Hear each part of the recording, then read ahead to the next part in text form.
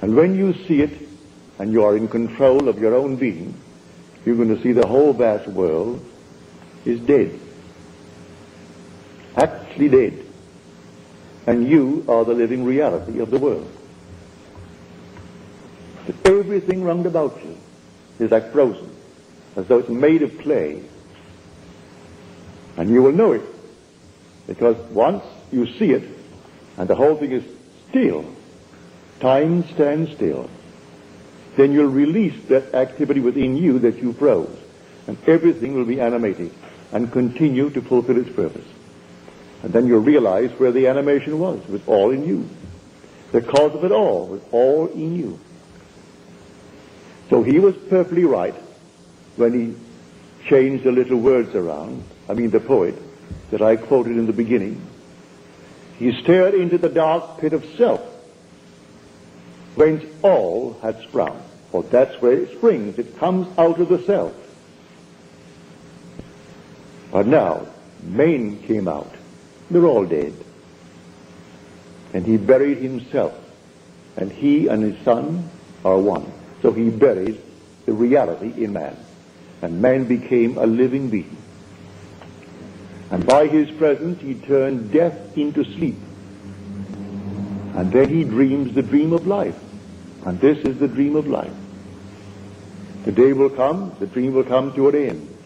When it comes to an end, you will awake as the dreamer, and the dreamer is God. It seems sacrilegious, doesn't it?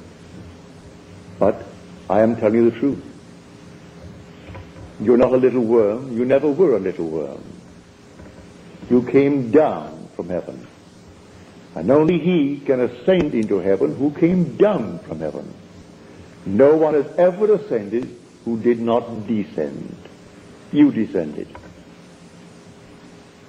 Read Scripture carefully and you'll see the pre-existence of the one spoken of in Scripture as Jesus and the Son Christ. Read the 17th chapter of the book of John. Return unto me the glory that was mine before that the world was.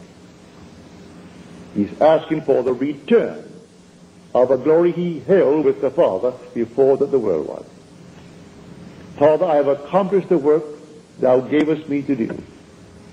Now glorify thou me with thine own self, with that glory which I held with thee before that the world was. Is that pre-existence? In this world, his splendor was set aside. He now asks for the return of that splendor. For he's done the work that he came to do. And having finished it, he's returning. And only he could ascend who descended. And so, if you have not descended, you can't ascend. No one has ever ascended but he who descended. But I am telling you, you did descend. We all came down together. One man fell carrying all. He chose us in him before the foundation of the world. And if one fell, then we all in him fell. One was crucified, all were crucified. So we are the ones who hang upon the tree. Or you're not told in Acts, and they hanged him upon a tree. Now we are told in Deuteronomy, cursed be everyone who hangs upon a tree. And then in Galatians, he took upon himself a curse because he was hanged upon a tree. For this is the perfect tree. It is a perfect tree. And when the eye was opened, he saw men like trees walking.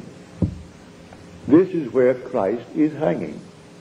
And he's buried in everyone until you awake. And when you awake, you are the Lord and the Father of Christ. You are the Jesus spoken of. And you have a son, and his name is David. He is the Christ. So here, these are the trees on which Christ is crucified, the cosmic Christ, because he became humanity. Not one little man, but humanity. Every child born of woman is God crucified. That's where the drama begins. It begins at Golgotha. That's when God became man.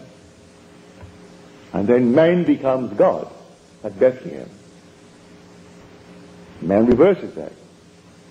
He thinks the crucifixion comes last. No, it begins the drama. Paul said, I have been crucified with Christ. Nevertheless I live, yet not I. Christ lives in me. And the life I now live in the flesh, I live by faith in the Son of God, who loved me and gave himself for me. So I have been crucified with Christ. That's what he said. Now he who is united to the Lord becomes one spirit with him. And if I have been united to the Lord in a death like his, I shall certainly be united with him in a resurrection like his. So the resurrection is taking place. Morning, noon, and night in the world. But not everyone is called to tell it.